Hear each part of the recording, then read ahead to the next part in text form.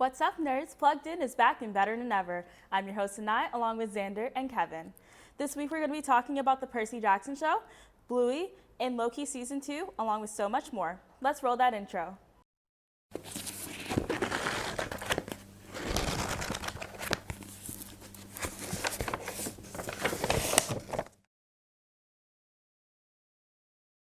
So there's been a lot of talk about Percy Jackson recently, especially with the fact that the show is finally going to be released, and it will be released in December 20th of this year.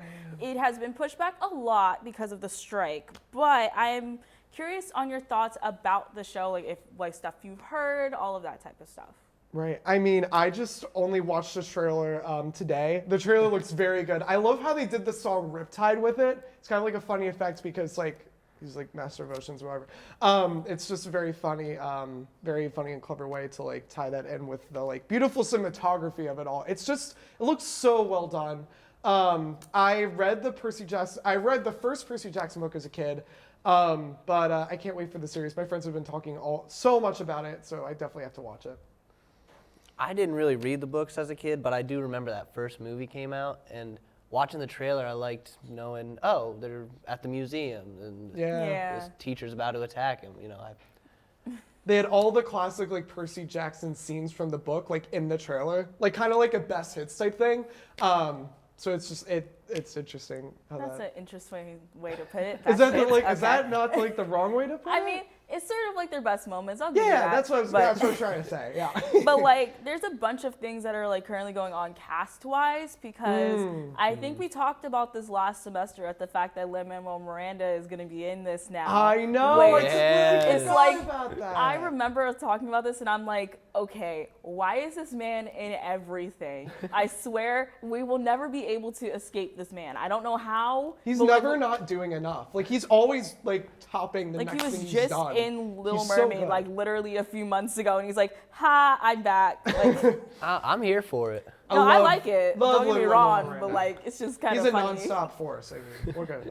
Yeah, I mean, I do think that Disney has been doing fairly decently with their stuff. I don't want to jinx it because right.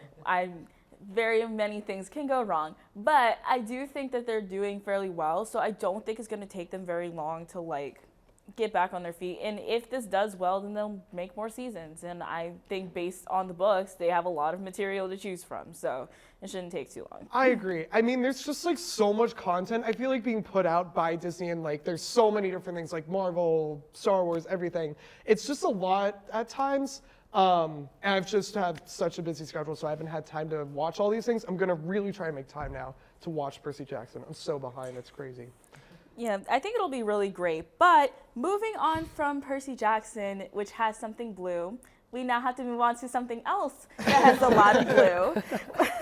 It's a nice transition. Yeah, I try. We're heading into Bluey the game. Now, Ooh. I have, speaking of which, it's also a nice transition because we were just talking about Disney and Bluey's on Disney+. But I really have been getting into Bluey because I just got Disney+, and I've been watching it, and I understand the hype. It's such a good show. I think a lot of the morals that are in it, especially for a kid's show, is yes, this is what we need to be talking about. Yeah, I agree. Those important values that a kid needs. Mm-hmm. Right.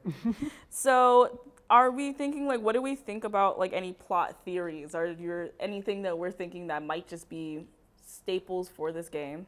You go first. You go first? Yes, you go first.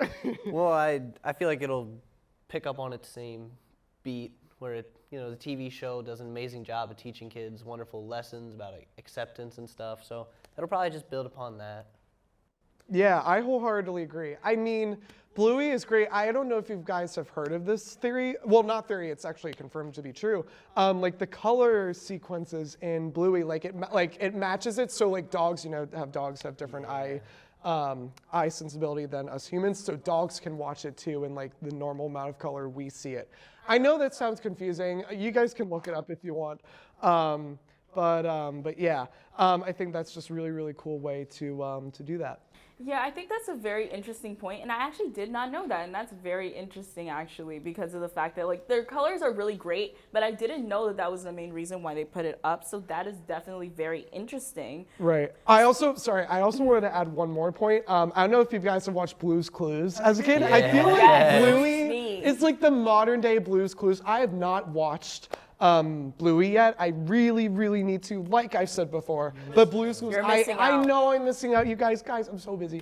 But Blue's Clues I've watched like countless times on end as a kid, and I feel like that is like Bluey's very similar to that. I don't know if that's actually true. a really great point Yeah. because like I remember growing up, like when Blue's Clues came on, I was glued to the screen. Me like, That's too. just like you could not be able to pull me away. I mean, I technically grew up with Steve first, but like it feels like a lot of it with that, like the morals in it are very similar to the stuff in Blue's Clues, and I really like that they specifically tailor it to that sort of audience to that way, like in a very similar way to Blue's Clues, that you're able to do it similar with kids being able to watch it, parents being able to watch it, adults are able to watch it. So it's still a very good way to like bring that sort of camaraderie together.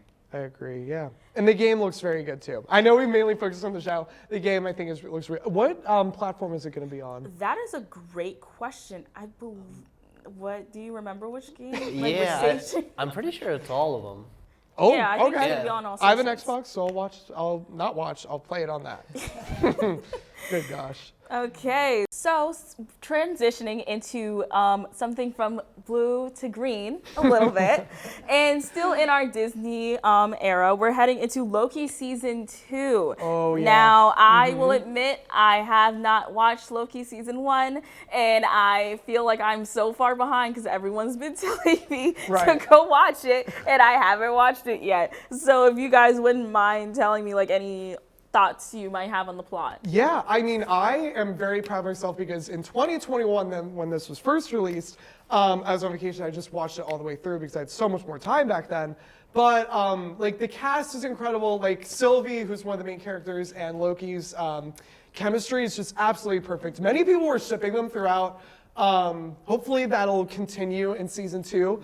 Jonathan Majors was introduced in that series. Sorry to spoil everyone. It's been out for 2 years. It's fine. Yeah, I mean, it wasn't Like, come on, you guys. Sorry. But Wow. Jonathan Majors is as Kang the Conqueror. He was a different type of Kang the Conqueror, as you saw in like the end credits of Quantumania. There were all these different types of Kangs.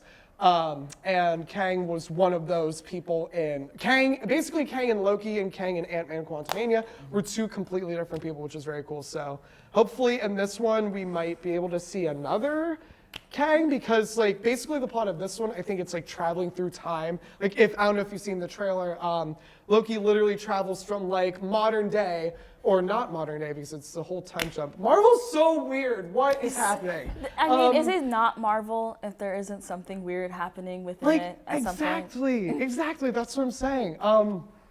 It's just absolutely crazy. But it like goes from like 2030 or 2040. I don't even know. But it goes back to like the 1900s at some like county fair and something like that. And it has so many. Sorry, I'm on a tangent, you guys. No, I love it. Going off. It's crazy. But there's such a great cast this next season too, as well. We have Ke Huy Quan, who's in the second season from Yes. Everything Everywhere All at Once. A24 is crushing right now, by the way, too. Side Yes. note. But this is such a fantastic addition. I'm not entirely sure what his role is. It hasn't been really revealed yet. Yeah. It kind of seems like he's in the TVA, the Time Variance Authority. Mm-hmm. So hopefully he'll be somewhere in that. He's just such a great actor and such a great human being. So that's my spiel. I took a lot of your time away. Tanner, what do you got? Well, I'm just excited to see Owen Wilson come back. Yes. You know, Love Owen Wilson. One of my favorite characters. he did great that first season, and like him just constantly making fun of Loki. I'm all here for it. Yeah. I mean, I think you've pretty much summed up a lot of my thoughts for me, Kevin. I really thought about, like, I didn't realize that John, like, now seeing as if that they're 2 separate people, I don't even know if Jonathan Majors might even be in this. Oh, Is he's he? in it. Oh, he's in He's it. in the Okay. trailer. Yeah, Okay. sorry. So, like, it's still, like, it's a very interesting thing because like know how well it was for him for Quantumania, and I'm really just excited to see it go further because of how well he did. But moving on, we're moving on from combat in a sort of Marvel sense to Mortal Kombat. Mortal Kombat 1 is happening, and I will admit I have very much a soft spot for Mortal Kombat because me and my sister used to play Mortal Kombat all the time when we were younger. Do not ask me why we were playing that at such a young age. I don't know. But we were definitely playing it a lot, and it really holds a fond spot in my heart. So I want to get your thoughts on the graphics, as it's going to be heading up on Switch, which is going to be a really big thing because a lot of people were like, why is this game about to be on Switch with a bunch of kids? It's weird. But I want to get your guys' thoughts on it. That's all you. I have no idea about Mortal Kombat. All I know is that I did the Mortal Kombat chant in Marching Band. That's literally all I know. I've heard of the video game. I'm very excited to play it down the line if I ever get it. But yeah, that's all you. I haven't really touched the Mortal Kombat game. I'm familiar with it. I haven't really played since Mortal Kombat versus DC. So I'm personally excited to see Peacemaker come in. Yes. He was one of my favorite recent additions to the DC EU. So it's going to be awesome to play as him. Like, there's a bunch of things about this cast. Like, I know Homelander is supposed to be on this cast. Omni-Man is supposed to be on this cast. And I'm like, yes. Like, I've been waiting for Omni-Man for so long. And I'm very excited about it. I think the plot, I mean, it's Mortal Kombat. What plot do you need? Right. But, like, it's still going to be, like, if it sticks to what it was supposed to be, like, when the first couple of games came out, then it should still be a good game filled with things that are in Mortal Kombat, things that I can't talk about. But it's still I think it'll still be very good. I mean, there was a movie that came out, and that did pretty decent, and so did the series that came out, which I'm still... You disagree? I didn't say. We can agree to disagree. But I do think that at least this is showing the fact that people are going to want to be watching it a bit more often. But I also think that there's still stuff about, like, returning casts that I think is interesting. Because, like, I mean, generally, like, at least my favorite character when I'd played was Scorpion. Just that straight up, just like, get over here. That's like my favorite thing to do.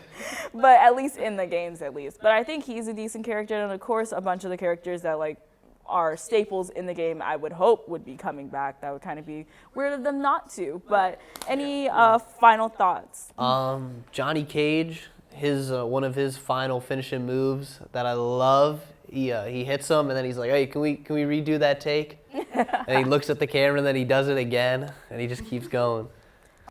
I mean, I'm looking to hopefully play it. I have a Nintendo Switch at home, so I might be able to get it. I'm not, as you can tell, I'm not as big of a Mortal Kombat fan, so yeah.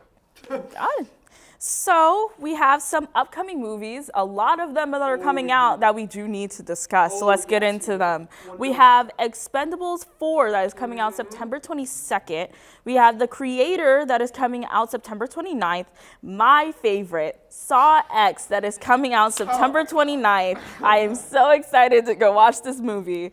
Then we have The Exorcist Believer that is coming out the day after my birthday, which is October 6th.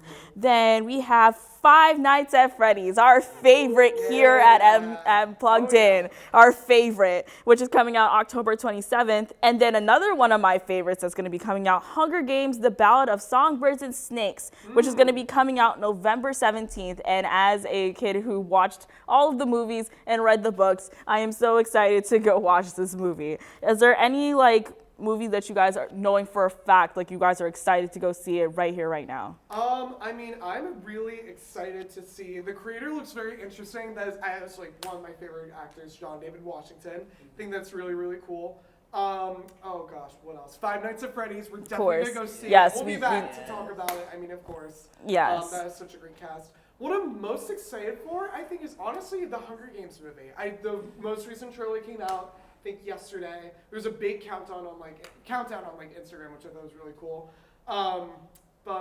Yeah, that has a great cast. Rachel Zegler, one of my favorite actresses. She was in the most recent remake of West Side Story. Mm-hmm. Viola Davis, I mean, yes, come on. yes, She's gonna be my absolutely queen.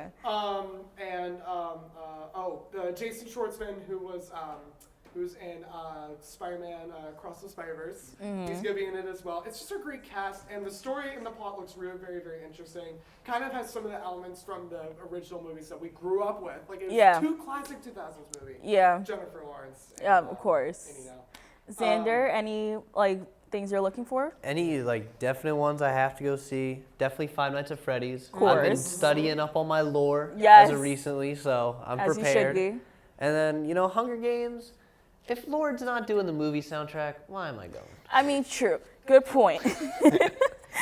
I'd have to say, of course, I have talked about Saw a decent amount on this show. Really? You don't say. Yeah, of course. But I really love Saw, and I really hope that it's done well because it needs to. And also, the series kind of needs to die. I'm so sorry, but it does because it's now 10 movies. It needs to go away. It's dragging on. But I'm still going to love it anyway. Right. But that's all the time that we have for today's episode. I'm Sinai along with Xander and Kevin. Tune in next week for another riveting discussion in the world of pop culture. Have a great night, Millersville.